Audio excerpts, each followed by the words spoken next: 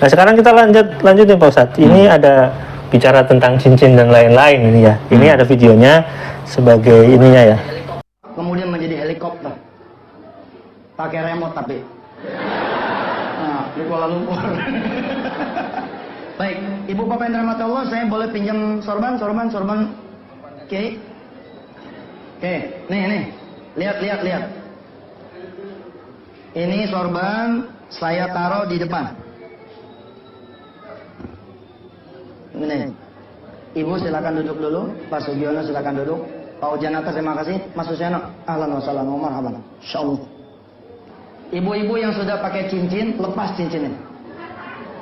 Yang sudah pakai kalung, giwang lepas. Sekarang saatnya kita tukar sama semua urusan dunia kita. Kita tukar kepada Allah SWT supaya Allah hadirkan pertolongan buat kita semua. Yang belum berjodoh biar Allah kasih jodoh. Yang punya utang dan seterusnya lah yang menjadi hajat kita semua. Bapak-bapak yang udah punya duit jangan dibawa pulang. Duitnya taruh di sini. Kita sering ngomong Ustadz, boro-boro kita mau sedekah, buat kita sendiri susah. Siapa yang bilang kita nggak punya duit? Tengok tuh di kamar anak kita ada TV. Nggak perlu ada TV kalau kita lagi susah. Itu TV jual, uangnya kemudian sedekahkan. Ustadz, saya nggak punya duit buat sedekah. Siapa yang bilang? Itu cincin serenceng. Jual tuh cincin, jual tuh kalung, gelang, kalung, nih anting.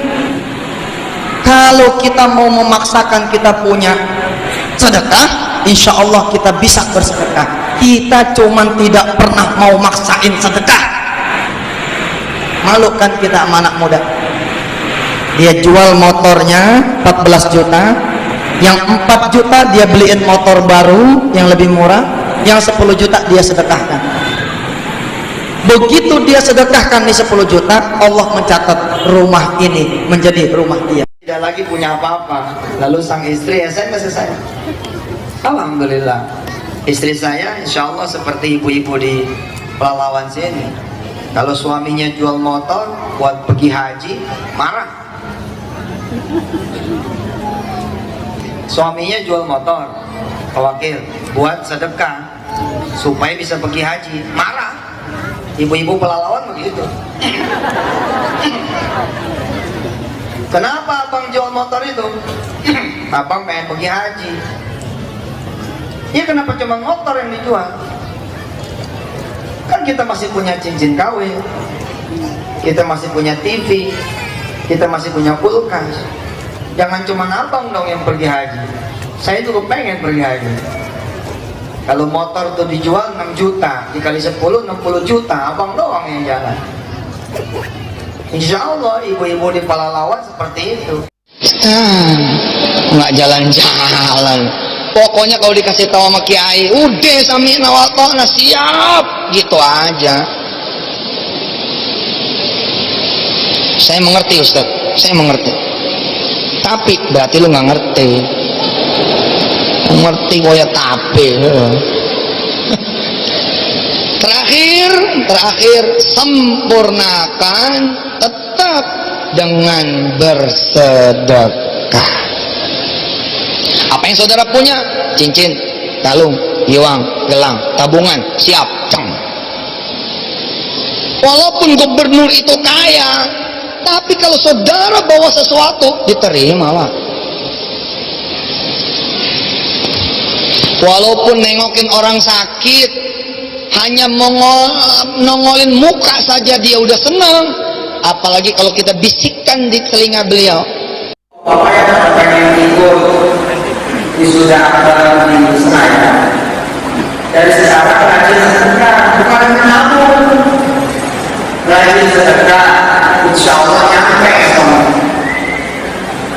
Sama juga yang pengen ke Mekah juga, jangan rajin nabung. Nggak bakal kumpul pun susah. Rajin sedekah, nanti nyampe Mekah. Rajin sedekah, nanti nyampe Mekah. Apalagi kalau punya cincin, punya kalung, punya giwang, punya gelang, copot aja. terus bilang sama Allah, antar saya ke sana. Gitu Pak Ustadz. Ini video yang terakhir ini ada cerita juga. Ini pada saat mau, kalau di video ini ya, ini pada saat dia lagi waktu itu ngumpulin uang buat Mulyafidi. Nah, tapi ini menarik Pak Ustadz ya. Di sini kan dia mengatakan misalnya jangan menabung lah gitulah. Jangan ini nanti nggak bisa ke ini gitu. Intinya kalau menabung itu orang bodoh kayak gitulah. Nah, tapi di sisi lain ketika dia mempromosikan Koperasi Indonesia Berjamaah pada saat program Umroh Merdeka, suruh nabung orang. Bagaimana itu? Ya, bagi Sumansur semua cara itu halal, Asal ada uang. asal dapat duit. Kalau nyuruh menabung dapat duit, suruh orang nabung. Kalau suruh jual cincin buka saya itu dapat duit, suruh jual gitu. Kalau perlu rumah orang disuruh jual sama dia. Nanti. Tapi itu untuk orang itu ceritanya, untuk dia nggak berani dia. Coba suruh jual rumahnya gitu. Nggak ada itu mobilnya gitu, nggak ada. Iya. Sekali-kalinya dulu tuh pernah dia tuh kejebak gitu. Kalau nggak salah Habib Rizik. Jebaknya begini nih, ada Sumansur ini yang cerita sedekah itu kan dulu kan belum santer, orang belum tahu seberapa fatal ini bahaya ceramahnya ini. Saya juga baru tahu berapa fatal ini. Tapi Rizik nih kita kerjain aja nih, minta sedekah di depan umum. Kayak Sumansur nih mobilnya bagus nih gitu. Katanya Sumansur satu sedekahin mobilnya, tapi semenjak itu setelah itu diundang pengajian nggak pernah datang lagi. Nggak pernah datang udah. Sampai sekarang nih nggak berani nongol ke Habib Rizik. Iya. Nggak berani dia, takut dimintain duitnya. Dia kan maunya duit masuk. Iya. Oh, duit keluar takut dia. Jadi ada juga yang menuduh Sumansur ini kan dengan yang sangat kasar. Ada yang menuduh lu tuh ini menggarong uang jemaah di masjid ini. Siapa namanya itu ya? Yang mualaf dia masuk Islam, dah tuh jadi ustadz. Lupa namanya. Siapa ya? Ustadz pernah berurusan sama polisi, setelah keluar dia udah nongol sekarang tuh. Oh itu apa namanya? Siapa? Anton Medan atau siapa? Enggak. Orang dari Manado asal kalau nggak salah. Tunindo. Nah, baru aja. Itu ada yang mengatakan begitu gitu. Jadi bagi Sumansur semua cara halal. Kalau menjual cerita wali itu halal, cerita karamah itu dapat duit gitu, dia akan jual cerita karamah. Macam-macam itu semua itu tidak masuk akal, tidak ada dalil, tidak ada fakta. Ya, jarang sekali pakai dalil yang. Tidak ada dalil, tidak masuk akal, tidak ada fakta. Ya. Asal aja, cuma kena tadi seperti orang seperti kena hipnotis gitu. Kalau lagi ceramahnya memang gini, dalam wawancara yang di interview itu wawancara kayak gini di milik itu ada program Berisik itu ya. Di sana ada kalau nggak salah itu ya salah satu wartawan di televisi ya, dia mengatakan misalnya kalau ngobrol sama dia ya kayak Yusuf Mansur itu kayak terhipnotis gitu. Oh, dia sendiri mengaku di video itu. Jadi padahal dia itu seorang yang memang ahli dalam pemetaan sih sebenarnya menurut saya. Tapi dia sendiri kayak hipnotis gitu loh. Komunikasinya bagus dia. Bahasanya lancar gitu. Bahasanya lancar. Iya, sebagai lancar jaya gitu. Cuma orang pada Betawi saat dia tuh bacotnya pandai gitu. Cuma dia punya jeda aja. Ngedehem aja. Ngedehem kalau mau ngeluarin sesuatu itu. Tapi begitu didengarin lagi ya isinya sih omong kosong aja. Omong kosong. Dalil nggak ada. Saya pikir dalil sedekah itu benar gitu. Saya cek itu tafsir itu. Sudah tuh kita lihat setelah dalilnya tidak begitu maksud ayatnya gitu. Dilihat faktanya juga nggak ada. Coba tanya orang yang ikut pengajian Sumansur itu tuh. Ya memang nggak ada. Sebagian besar orang menyesal.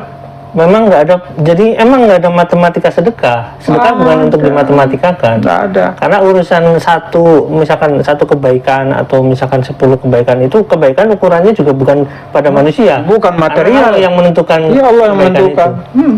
Jadi misalkan dihitung 100.000 nanti dapat sejuta, itu kan bukan dalilnya nggak ada. Nggak ada. Sama ini satu dosa. Ukurannya berapa satu dosa? Ya nggak ada yang tahu. Nggak ada. 10 pahala itu berapa ukurannya? Allah yang tahu. Tapi kan sama dia cuma dihitung kalau 10.000 jadi dia 100.000 dikomersialkan gitu. seolah-olah itu benar, dipoles sama ayat gitu. Tapi faktanya nggak akan ada. Ya memang nggak seperti itu kan ayatnya. 10 kebaikan kan bukan 10 uang. Bukan 10 uang. Bersedekah 1 juta nanti dapat 10 juta, ya nggak ada. Ya emang nggak ada. Dan orang yang sudah terpedaya ya, dalam tanda kutip itu menyesal gitu dan menuntut balik. Malah ada juga saya lihat orang-orang tuh nggak mau lagi dengar cerita agama karena dia merasa itu sebuah sarana untuk menipu. Ya. Nggak mau lagi, banyak sekali. Jadi kalau ada orang menjadi komunis, menjadi ateis, Sumansur itu lah nanti Salah satunya. penanggung jawab utama. Tanggung jawab lah nanti depan Allah itu. Karena ada kekecewaan gitu ya. Kekecewaan dia dibikin orang kecewa beragama sama dia. Dia sih kaya, tapi orang masyarakat ini kecewa gitu. Ya, padahal Islam itu kan memudahkan, Memudahkan. tidak memberatkan, Allah. bahkan meringankan bahkan. Terus dia cerita bisnis nanti dapat untung ini sedekah tuh ya untuk membangun kerajaan bisnisnya. Itu kan enak itu, duit udah gampang diperdaya masyarakat ini. Dia janjikan aja pahala, janjikan aja keuntungan berlipat ganda, selesai gitu. Ya kan Yusuf Mansur selalu menolak itu. Mana ada saya bawa uang dari dikumpulin itu ya. Itu yang dikumpulin tadi video itu kan ngumpulin cincin kayak gitu ya. Mana ada yang ngumpulin uang itu terus dibawa pulang. Ya mungkin yang bawa bukan dia tapi timnya gitu. Iya, kalau nggak bawa pulang gimana cerita di rumahnya dicuri orang, lu tuh duit mana? Kan pernah rumahnya kemalingan katanya malaikat dirobah lagi sama dia, malaikat katanya ngambil. Itu duit dari mana kalau nggak bawa pulang? Iya, itu kan yang dari Malaysia juga dia bawa pulang kan, itu uang sedekah juga. Bohong, jadi antara satu kenyataan dengan argumen lain tuh nggak pernah klop ini orang. Ya cuma dia menggunakan bahasa logika aja. Jadi yang bawa, mungkin yang bawa bukan dia, mungkin timnya gitu. Timnya. Dia juga bilang saya kan nggak makan uang sedekah, saya makannya ya nasi. Siapa yang makan uang di dunia ini? Udah lumping aja nggak makan uang. Enggak, itu pura-pura aja makan beling aja pura-pura. Iya, omong kosong aja. Jadi argumen-argumen itu ya kalau kita dengarkan sekali seolah benar gitu. Lu dengarkan lagi, isinya ya omong kosong. Omong kosong ya. Misalnya saya nggak pernah bawa uang, ya, itu juga nggak bawa. Ya nggak bawa di dompet uangnya.